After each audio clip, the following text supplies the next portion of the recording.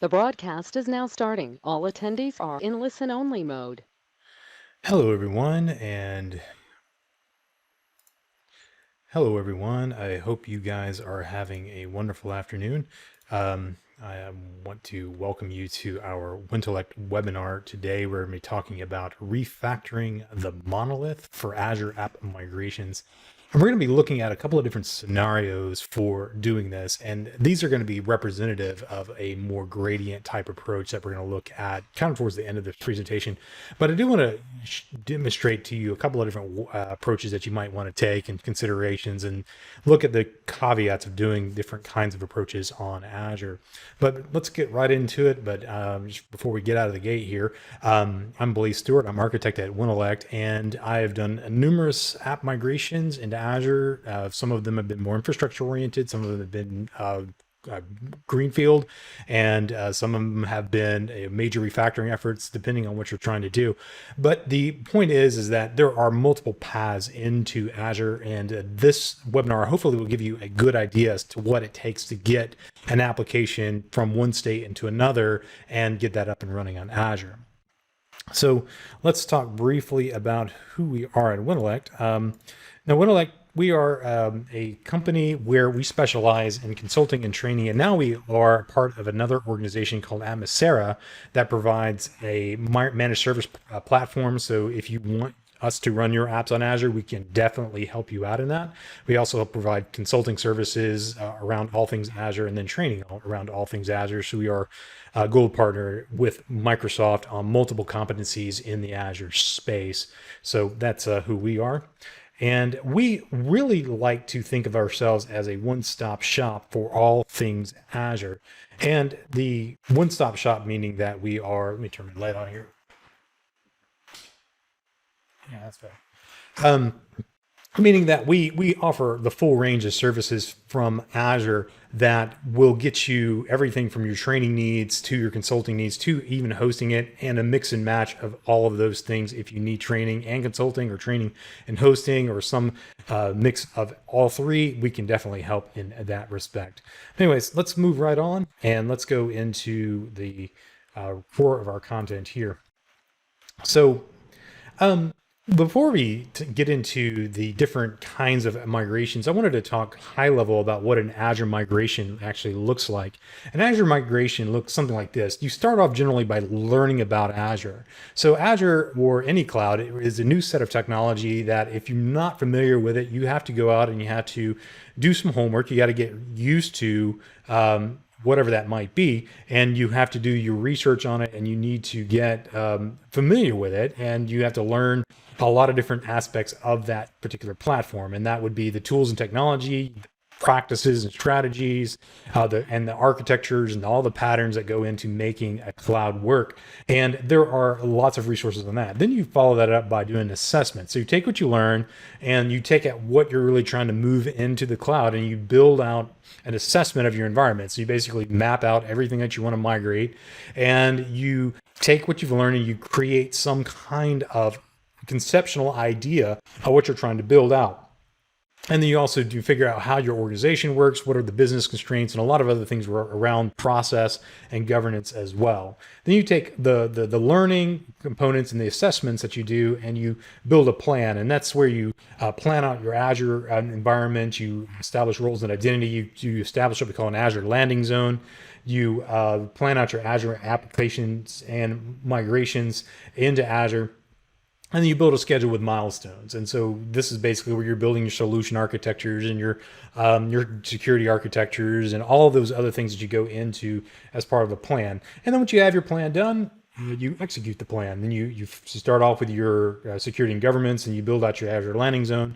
And then finally, you do your app migrations into Azure. And once you have that done, then you can do a rinse and repeat, and you kind of do that in a cyclical motion for the duration of your life cycle on your apps in Azure, because you're really never done doing the assessments, planning, and execution of migrations or upgrades or any of that.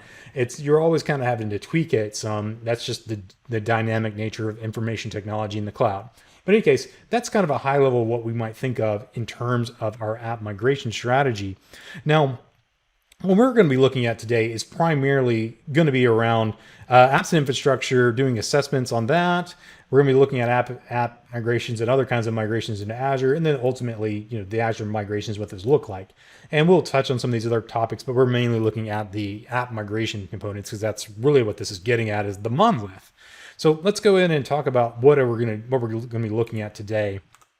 So to represent the monolith, the proverbial monolith, I wanted to I built a kind of a small, what I might call monolithic application. It's just a lab type environment, but I think it really does illustrate the points I'm trying to make with this, in that you have, in the context of a monolith, you have basically all your code contained within a single deployed application.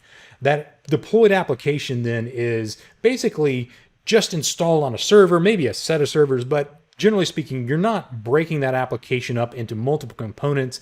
It's all contained within a single deployed deliverable, and you install that on the server and it runs. And you might have external storage, you might have a database or something like that, and it might integrate with some external services that do stuff, and your clients might be like, either a desktop app or a web app. In most apps today, it's usually a web app of some kind. But generally speaking, the majority of everything that you code up in your application is going to be sitting on that monolithic application, sitting on a single server, maybe a set of servers, if it can handle that. But that's what we generally think of when we talk about a monolithic application. And this was a very common approach back 15 years ago. We called it interior architecture, and we wrote tons of apps doing this. And for all intents and purposes, that was great for that particular time and place, when everything was kind of running on premise. You had full control over the servers. Everything was kind of contained in that environment, and you could rationalize that application in that kind of context. But as we move to the cloud, we found that this has limitations in scale, and it can also be very costly to run in the cloud as well. So we've tried to think of other ways to write applications, and that's kind of what we're going to look at today. But this is the application I want to demonstrate today. I have just basically what I call a print app, and what this app does is I have a photo printer over here, and what I can do with this is I can have a web front end that allows me to view pictures, and I can see the pictures that I want based on a login. And then from that application, I can click print, and it will invoke a print job that will be sent back to this print server, and ultimately back to the photo printer over here. So that's my application. That's the one I want to move into Azure. So that's the one I'm going to be using kind of as the sample for this particular application, not because it's particularly novel, but I think it's mostly for illustrative purposes, but I think it encapsulates what I really want to get at here. So with that in mind, let's look at the first scenario, which is lift and shift. And this is not really refactoring at all. It might have some refactoring, in that you're not really refactoring the app in so much as you're refactoring the environment the app runs in. So in that case, if I was going to refactor this application in a lift and shift model, what I would do is basically rehost the application on Azure. In other words, I would create a virtual machine on Azure instead of running it on premise, and I would have some kind of Azure services for the storage, and I would still use web-based client front ends for whatever that might be. It could still be desktops if I wanted to do that, if I had a desktop app. And I can still reach into the back end with the print server here over a VPN. But basically what I'm doing is I'm just taking the application and relocating it into Azure, and maybe changing some of the underlying infrastructure to be more platform as a service for the purposes of running this application. So this is a platform refactoring effort. I really don't even think this is technically a refactor in that regard, but this is a very common approach for moving apps into Azure. And the real advantage of this is that it's very straightforward in your migration. So basically you take the application without taking any code changes, and you put it on a new platform on Azure, and you're basically just reconfiguring the application to run. And so it's very straightforward in that respect. Sometimes you can even take it as is on the VM and move the entire VM to Azure. But usually you have to do some configuration changes or things like that. But it's not a major refactoring effort like you would have to change the code, or you might have to change it very little if you do. This aligns with it well with existing patterns, that interior application if you have that. And again, no refactoring effort. The biggest downside of this is that it can be very expensive, and it's also more prone to outages. The main expense of this is that you're moving it in infrastructure as a service. And infrastructure as a service, generally speaking, is going to have a total cost of ownership that is going to be more than if you went with something like platform as a service, which we'll look at in a moment. But this particular approach right here basically is going to allow me to spin up a virtual machine. I'm going to have a VPN, and I'm going to have all those kinds of things running to support the application so that I can reach back into on-premise to print, and I need to have some kind of file storage to host files and storage and things like that. It can also be very more prone to outages because it's harder to make the monolithic applications more highly available, while with something like a platform as a service approach, you can expand your application to scale more globally or even regionally, to allow that application to be more highly available, more fault tolerant in the event that some kind of their network outage happens, or there's some kind of fault in the environment that would take a virtual machine down or something like that. So there's fewer technical dependencies that you have to rationalize in order to make those other kinds of platforms work. So this one is very useful for that kind of migration. So just to demonstrate this, what I've done here is I have a, let me get back to a deck here. I have a monolithic application. And what I did is, just to kind of show you what this looks like, I have it running on an Azure VM. So this is a Bastion host. I'm logged into the VM, and it's currently running. This is that little print app. I have it currently running on this VM here, and I didn't change anything. I just basically uploaded the code and reconfigured the application and hit go, and it started working. And I exposed it by way of a simple IP address. So if I wanted to browse this application, so this is the IP address right here. I didn't put a host name on it. I could easily do that. This is my login screen, and I can put in the password for it and log in. And this is the application itself. So this is what I'm talking about. So if I hit show, this allows me to view a picture. Now, this image is, one I took from my drone, and I'm looking down at my house from over my house. But the image here allows me to print it. So what I did on this particular application is I'm simulating a printer because I don't want to waste ink and photo paper for printing it. So I'm just going to click print. But what this would do is it's going to invoke a job over here on this particular client right here. And what this did is actually printing to a PDF. So if I hit save, I'm going to overwrite a PDF file. I'm basically printing to a PDF here. That's just to simulate the printer. But if I come over here to my documents and I look at this PDF right here, I don't have any way of viewing that on this machine. Maybe Internet Explorer will. I don't guess it does. Anyway, but that would basically allow me to print this picture to a PDF, and that's just using the PDF printer. But if I wanted to hook my printer up over a network, I could do that. I just basically set up the print server over on this machine right here, and I have a VPN between the two that allows me to connect this virtual machine on Azure to my print server back on premise, and they would send the print job back across the VPN into this particular, where's that? I closed it. Where's that Bastion host? I guess I closed it. Back into, no, this is it right here. Back into this particular VM right here. And so this basically is just invoking a print job that is allowing me to print to a PDF. So that's my simple demonstration for a virtual machine running that monolithic application. And again, this is not particularly groundbreaking technology here. This has been done 100 times before. This is just demonstrating that, oh yeah, I can lift and shift on this. This is written in Node.js, if you're wondering where I have the Node.js pulled up, because I had installed Node.js on this machine in order to make it work. and all that good stuff. But other than that, this is pretty much just a standard monolithic application. Everything's self-contained. All the code is within the context of a single application that's served up as a web page, and all the code is there. Now, to kind of explain what's going on in the back end here, I basically have a store right here that I'm using for storage that is simulating Azure Storage. Now this is, that's simulating storage. This is actually using Azure Storage right here. You can see right here, it's using a files.core.windows.net. That's an Azure file storage backend that the application is using.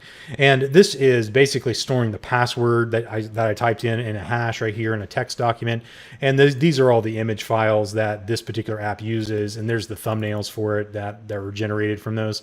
So that's the backend. So I did use some platform as a service or infrastructure as a service for the file backend, and then the app itself is running on a VM. So that's kind of my rationalization with my no code change, my replatforming it and making it all work on Azure in a virtual machine, but still having on-premise connectivity by way of a VPN, and also using Azure Files for the storage mechanism for all the images that the app uses, as well as the thumbnails and the password hash. So those are all kind of the things that make this app work.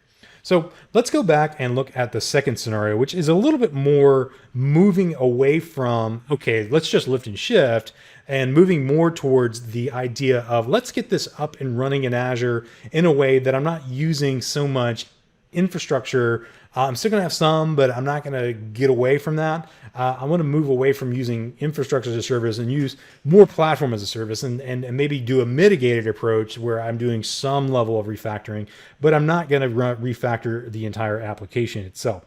So let's go back to our slide deck here. And let's see, where are we right here? This one. Now, so this is my second solution, and this is optimization plus maybe some minor refactoring. By optimization, what I'm talking about here is instead of doing a complete overhaul of the application, what I can do in this case is I can take the application and figure out how to minimize the code changes, but make it more optimized for the cloud. So I don't have to worry about maybe running it in a virtual machine, or maybe I don't want to use some kind of heavy infrastructure as a service to make it work, such as some kind of clustering technology like Kubernetes. I don't know. I want to move more away from having to worry about virtual machines and that kind of stuff, and move it towards more platform as a service without having to rewrite the whole app, because that could take a while. And so this is kind of the middle ground between lift and shift and a full-on rewrite of the application. And so this is one of many possible solutions here. There's a lot of different ways I could have gone about this. But for this particular solution, what I ended up doing is, instead of using a virtual machine to host this on Azure, what I ended up doing for this particular case is I put it into a container. So an Azure, like with containers, what you can do is you can take sometimes even monolithic applications, and you can put them into a deployable package that allows you to run it in a number of different ways in the cloud. So containers kind of get you away from having to bring a virtual machine along with the application. Instead, it provides basically a kernel level of abstraction that allows my application to have a virtual operating system, for lack of better terms, instead of a virtual machine. And then I can just deploy my application on that virtual operating system, and everything kind of works without having to create a virtual machine and manage that virtual machine. Rather, I delegate the management of that virtual machine to the cloud hosting provider, in this case, Azure. Now, because I containerize this, there's all kinds of options that I can use on Azure, such as I can, for containers, I can have the full-blown Kubernetes clusters if I want to do that. I could run it on Service Fabric. I can take I could run it on OpenShift. Those are all just quasi-platform as a service, more of a shared infrastructure or managed infrastructure approach to hosting containers. I could also run it on something like Azure App Services, which allows me to use Azure App Services to host the container instead of having to have a clustering technology like Service Fabric or Kubernetes, or I could run it on Azure Container Instances, which is kind of just containers as a service on Azure, which you basically fill out a form and everything just starts running. Or you could just build a VM and host it on infrastructure as a service if you wanted to. You can definitely do that with containers. It just opens up a whole wide range of options for running the application. So what I did for my application is I containerized it, and the one thing I couldn't do though is for this particular one is because containers have paltry support for printers, as I had to kind of get that refactoring effort. So that's where I come up with this minor refactoring effort. So I basically just kind of took that application and refactored out some of the code, and I made a daemon run on premise over here. And the daemon and this guy will talk to one another. So this guy, once it receives that print job, it will then invoke a daemon over here, and then that will then communicate with the print server and ultimately the printer. So this one did a minor refactoring job and containerized the application. So to do this, what I did is I containerized it. I put this on Azure App Services because I wanted to run this on Azure App Services in order to get away from having to maintain a VM on Azure. I still use Azure Files under the hood, and it's still a web app. And so everything else is pretty much the same other than that minor refactoring, and I actually put it on App Services to run this. So it's a very easy to rationalize this one given the amount of effort I put into basically just taking the print functionality out and creating a daemon and then calling it by way of this VPN job right here. So let's go over and take a look at this on Azure. This is what this one looks like. So this is my app service right here. And the app service is running a container, and what I've done on this particular one is just kind of walk through the configuration here. This one is using a container, as I mentioned, and I'm using Azure containers for web apps, or app services for containers on Azure. And basically, it's just a single container I pull from Docker Hub. It's blaze/print app, and I took the application, that Node.js application, packaged it as a container and deployed it to app services. Some cool things you can do with app services though is you can integrate it with your network, your VNet, your virtual network, and you can also use file shares in it when you're using containers. So with this path mapping right here, what this allows me to do is use that same Azure file storage that I was using for the original version on the VM inside the container. So I just mount this storage right here, and this allows me to mount that Azure file storage in the container that's running on app services. So I don't have to change any of that code. It just works as part of the host operating system or the host application as access to that particular file share. And then I can keep the application as is inside of that container and just mount the storage in that container as it's running on app services. The other thing you can do with app services is you can come down here and you can set it up to do network integration. Where is that option? Let me find it on the page. Sometimes it's just easier to search. There it is. And I have right here VNet integration turned on. And what this basically allows me to do is take my Azure app service and connect it to a VNet. And when I connect it to a VNet, it has access to all the resources on that VNet, as well as connection over the VPN back into my on-premise environment. So my VNet has a VPN. I've connected my network here at my office to Azure, and now my app service can reach back into my network on premise.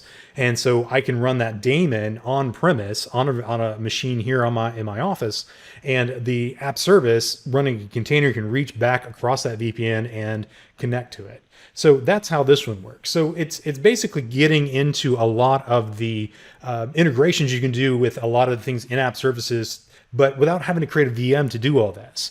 And I don't have to manage a lot of this. It's just mostly configurations.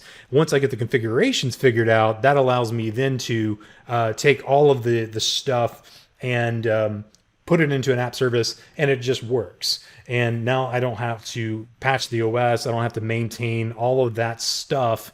I just have to focus on making sure that it works, and then in that container, and then put it on the app services. Everything's configured. I don't have to worry about load balancing on high availability and all of those other kinds of things that you have to worry about when you think about virtual machines. And the application is now on platform as a service, even though I'm integrating it with infrastructure as a service to some degree because I have the VPN and so on as part of that. So let's take a look at this one.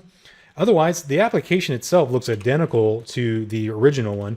Let me pull up the app here just to show you the daemon here. This is the host. This is the on-premise. This is my virtual machine on-premise that I have the print daemon running on, and it is this one right here. This is the one that's connected to the VPN, and this is where I was running some demo, just testing it a few hours ago when I was getting ready for this. So this is the actual daemon that the front end is going to communicate with. So this is the one that I'm going to be able to reach across the VPN and connect to from the app service. So let me minimize this, and let's go ahead and log into this application. Get the password right and log in. Now this file back in here is still running again on app services, running against an Azure file share using the SMB protocol, and it's still platform as a service. Everything here is. And if I hit show, this I didn't change. This is exactly as we had before, and the application itself should allow me to print now. Now, by clicking that print button, I should see something back here on this invoked a new print job by clicking print, and so I should be able to hit tests right here. And so I'm printing rather than printing to the printer, I'm just using a PDF printer here. But that happened over my VPN, and you can see that new print job came over.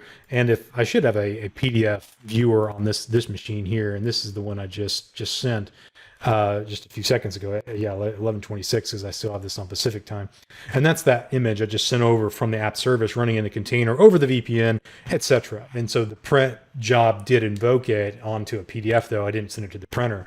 But in any case, I could easily send it to the printer if I reconfigure the app to print to the printer, the photo printer, and would print that image onto the photo printer.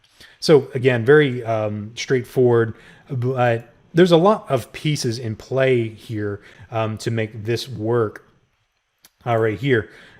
So let me minimize this. Okay, there's a message. Yeah, I successfully printed that from that particular app service. Let's look at the pros and cons of this approach. And this one is, to me, this approach, it's hard to gauge it because this one is hard to gauge from like a cost value analysis. What is the level of effort versus the return on investment for doing whatever level of mitigations and refactoring and optimizations that I'm going to be doing in the application. So there's a lot of things that I could talk about. The biggest pro of this one is I think ultimately you get cheaper storage and compute options for this. Being that you're not paying for a full virtual machine, you're not paying for a lot of disk storage and a lot of things just to host an operating system or any of that. And the total cost of ownership, because I can get away from managing VMs and doing a lot of that other stuff, allows me to just have a very focused environment on a platform that is managed for me. So that kind of takes away a lot of that responsibility. The cons of this one can really get it into a what we might call it depends type discussion around the technology choices that you use for the refactoring effort if you're going to do some minor refactoring. I chose a container for my application because of the features of app services that allow me to integrate with Azure files and integrate with the VNet. And so with that, I could easily containerize the application and put it on app services, and it would work fine integrating with the existing infrastructure without having to change the application a lot. And so that's why I went to with containers. Now, in some cases, you might be able to just take the app as is into app services and still take advantage of all of those various things. You couldn't mount file storage, but you could still connect to a VPN. You could still expose the APIs onto a private network. You could still reach across onto on-premise and do all those kinds of things from the context of an app service. I just chose containers because that made sense in my context. Now, containers obviously can run on other options, so app services is not the only way you can run this, but ultimately you end up having to a lot more technologies to choose from rather than just virtual machines in this case. So it's going to constitute a lot of unfamiliar technology. It could be Docker, could be app services, could be a lot of that. It does require some refactoring. As I mentioned, I had to refactor the app to get the print components out of that and create a daemon. Basically, just wrap them up in an HTTP endpoint and then called that instead of just printing directly from the application. And this one can also be, like the other one, more prone to outages because you have more dependencies on brittle infrastructure, such as the VPN or even something like an MPLS or ExpressRoute. Even with redundancy, can still be brittle, but it's still less brittle than, say, infrastructure as a service using virtual machines and so on. So these are definitely mitigated in many cases, and with going to this approach. But the total cost of ownership is kind of depends on how much refactoring and how much of the technologies you choose are. So let's look at the final solution, which I think is, in my estimation, I think it's probably the most elegant solution for what we're trying to do here. And this is the idea of a complete rewrite. So this is what I might call a major refactoring of the application. And this is getting away from, a minor refactoring or optimization like we just saw, where we try to put it onto platform as a service without having to do a lot of code changes. This is where we kind of just rethink the application to be what we might call cloud native. And we think about what is the functionality this application is trying to deliver, and how do I deliver that using cloud first approaches. And by cloud first, what I'm talking about is getting away from some of these more monolithic ways of thinking where everything is kind of contained within an application and is deployed that way. Rather, I think about deploying everything as more modules, more modularly and more distributed. So I might deploy a web front end separate from the back end. The back end itself might be deployed in a way that is on a serverless technology. I might use connectivity between on-premise and the cloud using something like an asynchronous messaging queue versus just using a VPN or something like that. So what I end up doing is taking all the components of my application, breaking them apart into multiple pieces, and then rewriting everything according to some of these cloud first paradigms that we've seen for many applications. And that's exactly what I did with this application.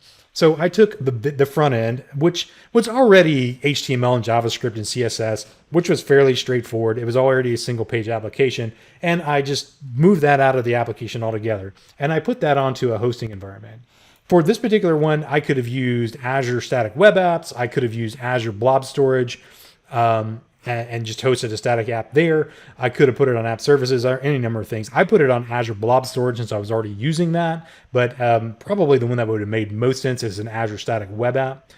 For the functionality to communicate with the storage, instead of using Azure file storage, instead I just used Blob Storage for the backends for it. And the Blob Storage APIs then are what I end up using to get all those images out of the image stores and the thumbnails and so on for getting all that data. But to secure it, I basically integrated my application with Azure AD, and Azure AD then can authenticate against a Blob Storage account. I can use the access token from an application running in a browser to interact with a Blob Storage account. Instead of technically this is doing more something like this, where it's connected directly to the browser rather than going through an API backend to interact with the storage APIs. And then for this piece right here, for the interconnect between the backend and the front end, I'm using a storage queue. And I could use Azure Storage Bus, Azure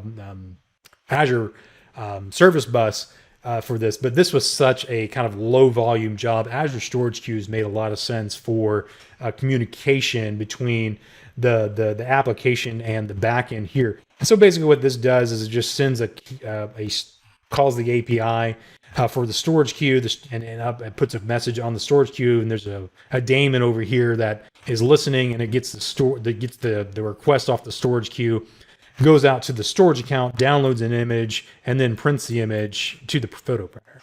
And that's how this is working. So this is not particularly novel in any approach, but it basically breaks up the entire application and uses multiple technologies and refactors everything to be more contained within the cloud first technology. So everything here is platform as a service. Everything here is asynchronous.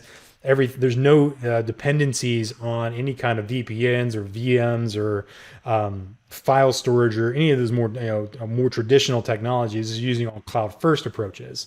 And so this one is completely platform as a service, while the previous example was kind of a blend of platform and infrastructure, and the first one was completely infrastructure. So this is ultimately if you're going to do a refactoring effort, this is what you might want to aim for if you're going cloud native and going completely refactoring or reinventing your application. So let's go over and look at this one implemented on Azure, and I'm going to talk through this one a little bit here because this one's a little different. And let me pull all this up in Azure. So because like I said, this thing is entirely hosted on an Azure storage account. So the front end is hosted on blob storage. It's using the blob storage and the queuing APIs as the APIs for the application. That's what it's interacting with, and it's also integrated with Azure AD. So I'm not using any app services in this. Actually, I'm using everything in the context of a storage application. A storage account. So this is the application backends, if you will, that are hosted on blob storage. This $web right here is where the actual app is hosted. It's just a single index.html. All the JavaScript I'm getting off of CDNs and things like that, all the CSS and JavaScript is hosted on a CDN. So I'm actually not having to host all that. I'm actually just using the index.html. That's the only file I have on that. So it's a single page application. All the JavaScript's in that file as well. The JavaScript that I wrote, that is. And so it's downloading the packages and the libraries and all that from CDNs that are available online. Now the backend, these are all hosting the files that I have back here. This blaze.net is hosting my image thumbnails and images in my thumbnails. And so that is my storage account that I'm using. And the actual web app uses Azure AD to authenticate. And what this allows me to do then is it allows me to set up IAM controls to where I can see who's got access to this. And I've got my access right here. As a user, I'm logged into this, using my user. And so if I authenticate against this using Azure AD, I can access the storage. I can write and read from it using the access token when I log into the application. So that's basically how this is working. It's just using the storage APIs. The same thing is true here for this particular storage queue. And so what this is allowing me to do is write messages into the storage queue. And so the application uses the API again. It accesses it by logging in through Azure AD, and then it writes to this storage queue. And then the listener for this is still running on the same virtual machine that I showed you a minute ago. It's a different daemon right here. And this one is just using a daemon. I've had it running for a while. It's just every 30, it's got to back off, because storage queues require polling.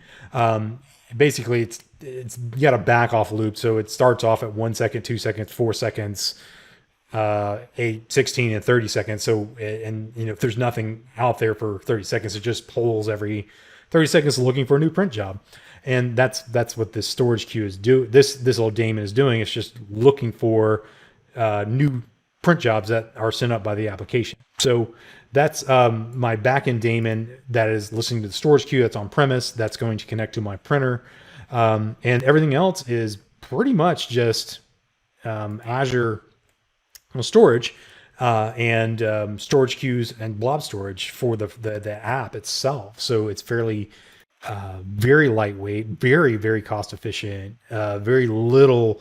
If I was to host this on Azure and run it, it would be pennies to host this a month versus, multiple, probably around $150 a month for VPNs and storage and VMs and all that if I was going to host it in other means. So this is highly scalable, highly available. It's got all those benefits, and it's basically very a very economical way to do all that. So let's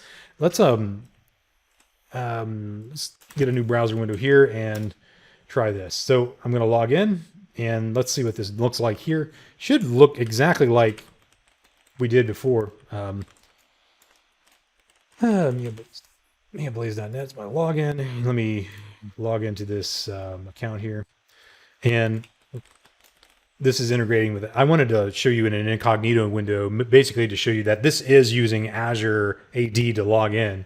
And so when I sign in, sure, remember me, it should call the storage backends using the APIs. But what it did is it logged into Azure AD, it got what we call an access token, and it uses that access token to call the storage backend, that is the APIs that host the Azure Storage accounts, and it's loading all these images that are secure unless I can only access them if I have an access token. So because I have logged into Azure AD, I have the access token, I can read the actual APIs, pull that data back, and I can get a view of the image. So I can print this one just like I did before, where I can show this one right here. And so the application is functionally identical to what we just saw. Now, back over here on the back end here, notice this one, we have the storage queue. If we look over here, it got a new print job now right here. You can see that back off loop right there where it's asking me to save the image. And so I'm going to save this image off, to one of these PDFs. I can do that, test one right here, replace it. But the back off loop there, you can see you got the image job from the storage queue. And that's because that's just pulling that storage queue for a new job. When I click that print button, it just queued up a new job. And this just was waiting there, listening to that queue for a new job to come onto the queue. And then once it got that print job, it printed it just like I did for the other one that we saw a minute ago, which if I pull this up, I should be able to see the PDF because I am using a PDF rather than, a photo paper and ink. There's the image I printed. So again, a very straightforward application here, but I did refactor it. And now this is running completely in a highly refactored context using cloud native approaches, cloud first approaches. So let's look at the pros and cons of this one, just to kind of get the return on investment is like, what are the pros, what are the cons of doing this? So the pros of this one are obviously going to be cheap hosting and compute storage. Because this is hosted on blob storage and I'm using the APIs instead of hosting my own APIs and all that. I pay pennies a month, maybe, even if you had a app that was doing thousands and thousands of API calls back into storage, you would still pay pennies to even do that because it's very inexpensive to do that. And that approach to developing applications allows you to have a total cost of ownership that makes the return on investment over the long haul very appealing for these kinds of applications. The one thing I love about this is it's got built-in support for high availability, because I don't have it integrated with any kind of VPNs. There's none of that. There's no infrastructure involved. It's just on the cloud. It's going to be highly available by virtue of just running it in the cloud using a cloud native technology. And if I wanted to, I could serve the application up using a CDN just because I'm using the static website front end. I could host it on a CDN and get global distribution. And for some high-end applications, I could even use geo-redundant storage if I wanted to distribute the storage options more globally if I wanted to do that for the blob storage backends. So that is one way to get high availability without having to configure a lot of heavy infrastructure to do a lot of that stuff for you. Obviously lowers my my management overhead because I'm not paying for a lot of management suites. I'm not paying people to manage it. I basically just let Microsoft handle all that, and I just make my app run well. And there's no hard dependencies on infrastructure, which is, again, one of those things, getting away from some of those heavy infrastructure deployments and getting into more cloud native infrastructure. That is one of those things that you can use to get away from some of those kinds of paradigms. The cons, it's not without cons. It can be unfamiliar technology, especially if you're coming from a more traditional IT background.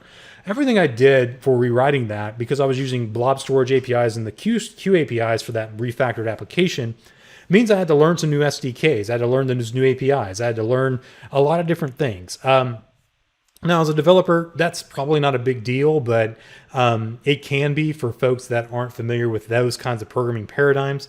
I had to learn new architectural patterns, and there's a learning curve to that, and that is one of the things that people might think of as a drawback to this approach.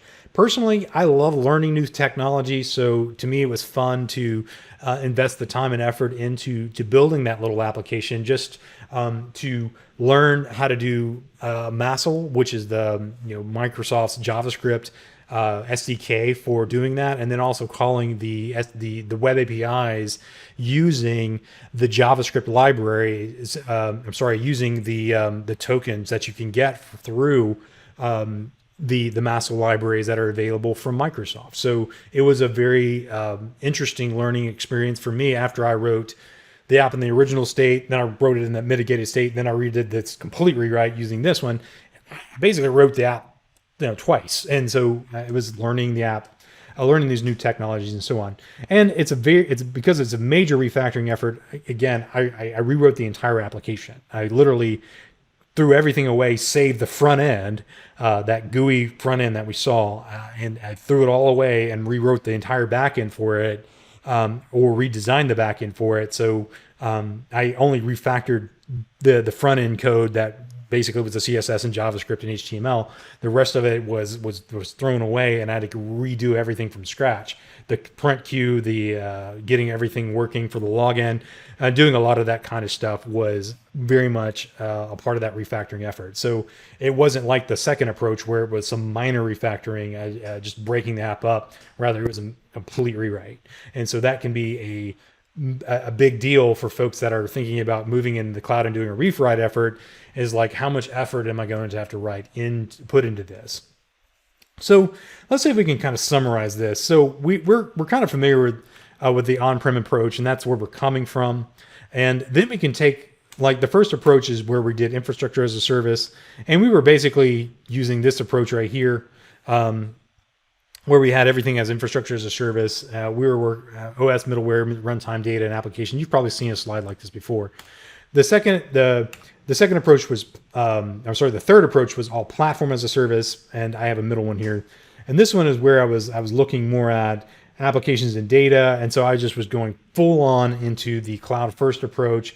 Everything's on platform, everything's on infrastructure. I'm off of infrastructure onto platform as a service, and getting away from managing the runtimes, middleware, and OS, and so on. And then, of course, the container approach, which I did in the middle, it was more of a mitigated approach between this and this. I still had to worry about the application and data, but to some degree, I had to still worry about the middleware there. I still had some infrastructure. So the second approach was kind of a hybrid between infrastructure and platform, and so on. So summarily, this is kind of what we got to balance here between what are the advantages and disadvantages of return on investment. So hopefully, by looking at this little monolithic application that I wrote, we've kind of seen some approaches that you could take that would kind of give you an idea what the return on investment would be, considering the refactoring effort involved between the rewriting of an application versus the total cost of ownership of the application over a period of time. And generally speaking, now it's not, I can't say it's a universal truth, but generally speaking, applications on premise or on infrastructure as a service are going to have less refactoring to move them into the cloud. So this is the cloud to the right here. Everything over here is you're going to have less refactoring, but you're going to have higher costs for putting that application on the cloud. So that just translates into a higher total cost of ownership. But as you move more away from infrastructure as a service over into more platform as a service, to the point where I was, where I was completely in storage accounts and using storage accounts for everything. That approach, moving the more to the right of this you go, the more platform as you go, requires you to think about the refactoring effort as becoming more and more arduous. And so I'm building more and more cloud native.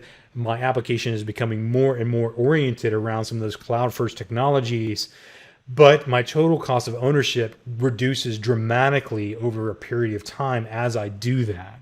So the total cost of ownership can be very cheap relative to the same total cost of ownership on my infrastructure as a service hosted application.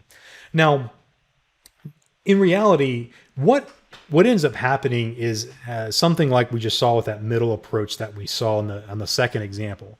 There is very few apps I've seen that are purely cloud native. If they are, they're generally speaking greenfield, and they're writing for the cloud, and they're not going through a major refactoring effort. Rather, they're writing greenfield. Generally speaking, folks have found that infrastructure as a service on Azure or any cloud will get you to the cloud quickly, but it's hard. It's very expensive. It's just not easy to do, and to maintain it and justify the cost of it. So a lot of folks try to figure out some kind of happy medium between the two. And so they end up writing some components doing all cloud native and going more that direction. They might have some that are still running on infrastructure, and they still have some that are kind of in that middle ground there, where they might be some aspects of infrastructure and some aspects of platform, and some aspects of cloud native, and they're trying to weigh the pros and cons of that. And depending on the nature of the application depends on how much they'll use. So the idea here, though, is to really think about what I'm trying to do and to drive for that more cloud native approach like we saw, so that I can reap the benefits of having cloud native applications, so that I can get a better total cost of ownership, so that I can drive for a lot of the cloud native application that's more optimized for the kinds of things that you're going to be doing in the cloud anyway. So that is the caveat, the ultimate, like the summary, if I will, of this approach. So I did want to open the floor up for questions if you had any. So there is a question box here. If you want to post a question, please do. I don't see any there. If you do have a question, please do ask, and we'll take those now. I'll wait around for a few seconds if you guys want to type some questions into the question box about anything that we've discussed on this particular webinar, about any of the technologies I chose. It could be about the approaches I'd used. It could be about anything related to Azure migrations, or anything along those lines. But hopefully this was informative for you, to get you maybe thinking about how you can conduct your Azure app migrations and getting those up and running on Azure. So if you have any, so here's my first question here. Thanks for asking. How would it apply to legacy full net applications? That's a good question. So a legacy .NET full stack application, there's a lot of approaches for doing that. One is, obviously lift and shift. You can take it on the VM, put it on Azure, and run it in that context. A lot of legacy applications on Azure will run in-app services. So it doesn't mean that they all will, but because App Services does support .NET Full Framework, you can generally take that and easily rationalize that application inside of Azure App Services and run a full .NET application that way. Sometimes it requires some lightweight mitigation like we saw with that second approach, but that would basically be the same kind of stuff you would do is try to figure out what components of your application need to be refactored in order to get that application to work on app services. Usually it's pretty minor, but it's usually stuff around file access and things like that, but you can do that. Another approach is to put it on a container and run it on a Windows container. And what you can do, you can run a Windows container on app services as well as running it on Kubernetes or other types of services there. So you can take an old legacy .NET application, containerize it, and then run it as a container. And that's probably about as far as you could go with it as is. If you wanted to take a full .NET application, then you could do a complete rewrite of it and put it in .NET Core. So that would be the last approach. If you a complete rewrite of a traditional .NET application, rewrite it in .NET Core and put it on Azure using Azure native technologies, such as the ones we looked at. Service Bus would be an option. Azure Functions would be an option there, and so on. So there's a lot of possible approaches for that. So that's just for that came to mind right there. So for a legacy application, there's a lot that you can use with that with little or no mitigation, and there's of course the rewrite it in .NET Core and refactor that way. Second question here is what kind of apps do you see going to pure platform as a service? The kind of apps I see going to pure platform as a service, quite a few to be honest. A lot of especially web apps that can be refactored into single page applications. So like if you're writing Angular or Vue or apps that are along those lines, those can take advantage of platform as a service. A lot of folks are getting away from, the more traditional, .NET full framework and going to applications that are hosted into things like function apps. That's a very common approach now. Using a lot of greenfield applications that are web-based, all the APIs are implemented as serverless, and then they write the client pieces using single-page applications running in a browser. And those are typically the kind of applications that are using pure platform as a service offerings. And you can still do the platform as a service, pure platform as a service for some legacy apps because they will run in something like Azure App Services, and therefore you can put everything in the monolith inside a platform as a service, move the database into something like Azure SQL, and you can run the app that way. So that is definitely an option for that approach. So the fourth question here is, so you triggered off an on-prem daemon, which is cool, even though it would cost the cost of that may not have been taken into account in the presentation. I wonder if the scheduler pulling for a scheduled job within Azure or something like that, like on-premise did by the triggering of an on-premise. Just curious if you can speak into that. Yeah, the way that I worked on the on-premise thing, I had a push-pull. Like the second option I did was that the on-premise was basically just running on the same thing I was running my print server on. One of those was triggered using an HTTP post over VPN. I could get rid of the VPN and host that and put a firewall in front of it and do that. Now, because I had that machine already up and running, and I just added a daemon to the print server, I didn't really think about that being a cost. And so, yeah, that's a good point. I didn't consider that as part of the total cost of ownership, but considering I already had the machine there, it didn't really add anything. So I just put it on that machine that the printer was already connected to, the print server, and just let it serve as the print server for the application that way. It was being triggered. The second solution was using an HTTP post over VPN back into my network here at my office. And the third solution was using a storage queue, and it was just basically reading the queue for new print jobs. But either way, it was rationalized that way. Fourth question here is, how do you see the total cost of ownership calculations work out for a back-end services like database, directory service, messaging systems, and platform over platform as a service?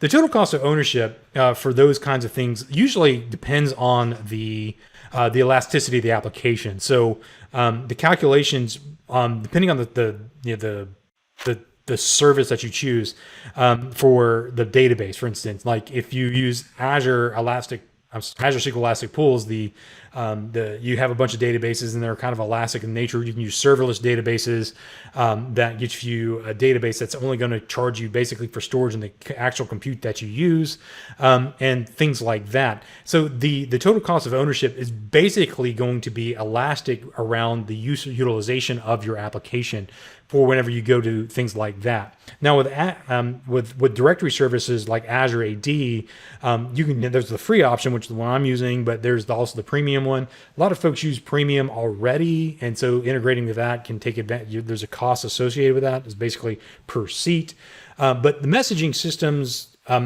databases, and a platform as a service, and all that kind of stuff are generally speaking going to be very inexpensive versus other solutions like infrastructure as a service, and because you're paying for a lot of compute VMs and things like that, and usually the cost associated with VMs and infrastructure is the redundancy in the VMs if you want to get the same level of high availability that you're going to get at a platform as a service, and so that's why that can be very expensive. The fifth question here is on the project that was probably 90% down the path of a full rewrite of COBOL Monolith into a .NET Core application of Azure. Much of it is built on relying heavily on consulting for a firm for Azure knowledge. What concerns would you have in mind before going live? Azure costs are confusing, and how it manages are a concern for me. If that's a concern for you, my recommendation there would just go get Azure training. If you're just not familiar with Azure training, go get the Azure training. Get your knowledge around Azure. Get your skill up on Azure. Get familiar with Azure so that you understand the cost model for the services that you're using. So if you're running it in .NET Core, running on serverless, that's one model. And understanding that model versus using infrastructure as a service where you're just basically paying for the compute and storage on the VM. So my recommendation there is go get training so that you fully understand it, or get an MSP to host it for you. But in any case, training is probably going to be the best way to get that Azure knowledge so that you understand the billing model, and so that nobody's going to pull the wool over your eyes, or you're not going to get surprised by a bill from Azure. Sixth question here is when planning a cloud transformation, there is the question of TCO. What kind of tools would you use to answer that? The Azure has a total cost of ownership tool. You Google it. You can go total cost of ownership calculator right here. This is a tool that you can use to kind of just ballpark it. Most of it's going to be looking at what are you doing on premise, and how are you managing that, and it's going to try to do estimations based on your server workloads, and then basically kind of do some parity between your servers on premise and what you might do in the cloud, like app services or infrastructure or something else entirely, and it's going to try to do a cost comparison to give you a TCO estimate. It's hard to do that work and without getting really in the weeds on your particular infrastructure and doing some of those assessments. But the research has shown that, generally speaking, now of course there's exceptions to that, that the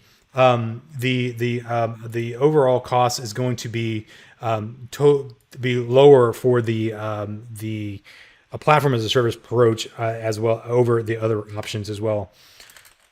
So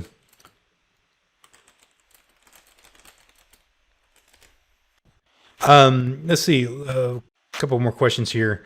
On the project that is probably, okay, we talked about that one already. Let's see.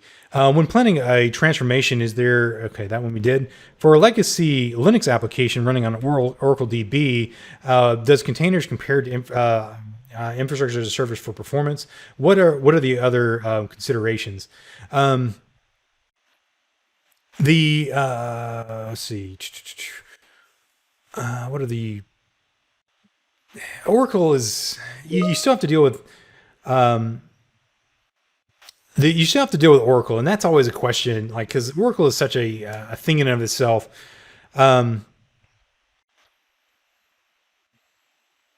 Yeah, that's hard to say.